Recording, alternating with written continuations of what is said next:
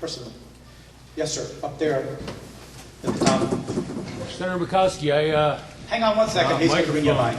I don't need it. I'm loud. Bob needs the exercise.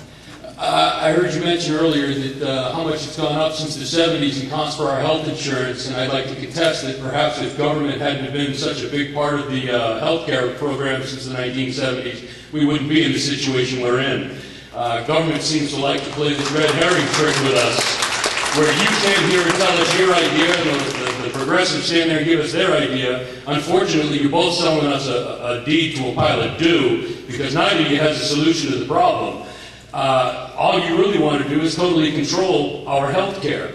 If you would, the same system you were just talking about in Texas, if let capitalism handle health care for the most part, and deal with the very extreme cases, which is a small percentage, the 88% of happy people in this country would be a lot happier. The faster we can get government out of our lives, the better off we're going to be. The only thing I really want from you tonight is to tell me two things. One, where in the Constitution is it, if you've read it lately, does it say that the government has any business in my damn health care and tell me what I can and can't do? And two, will you agree tonight never to sign another piece of legislation that goes far beyond what the enumerated powers of the Constitution says you have the right to do, which apparently 535 pigs at the trough have forgotten that they're supposed to do for us? I'd be happy to hear the answer to both of those questions. I'm happy to respond.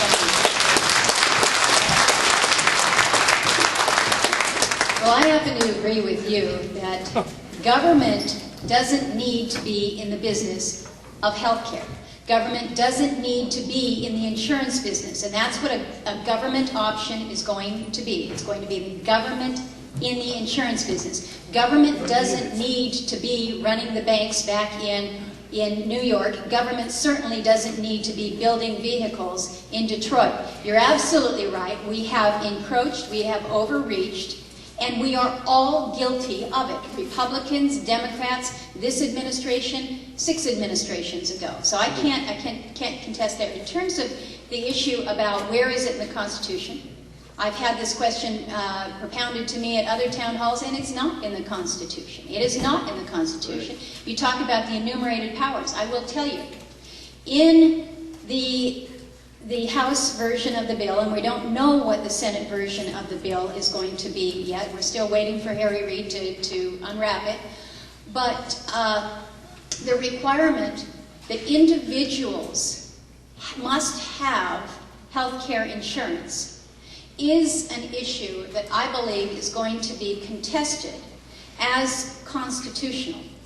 That in fact, it is not, when the powers are not enumerated in the Constitution, it doesn't fall to the federal government, it falls to the states. Correct? Correct. Correct. So, the big challenge that I think you're going to see as this moves forward is whether or not an individual mandate, as the House has passed out, even withstands constitutional scrutiny. Maybe that's how we pull back on the encroachment that I think we're seeing, and it's not just in healthcare, it's in so many other aspects of what is going on within our life. The government seems to be the answer.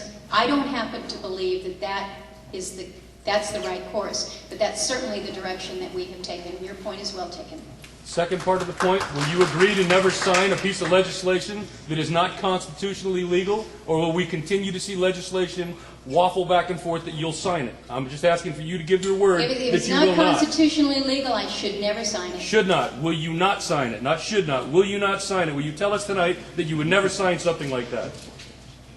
Why would I sign something that's not constitutional? I don't know. I'm asking you. Just say you won't, and I'll be the happiest guy in the room. What should I do? Should I make him happy? Yes. I don't believe that we should be passing any laws that are not constitutional. I could give you a story, agree? but I won't. I will not vote for a law that is not constitutional. Thank you. That's what I wanted to hear.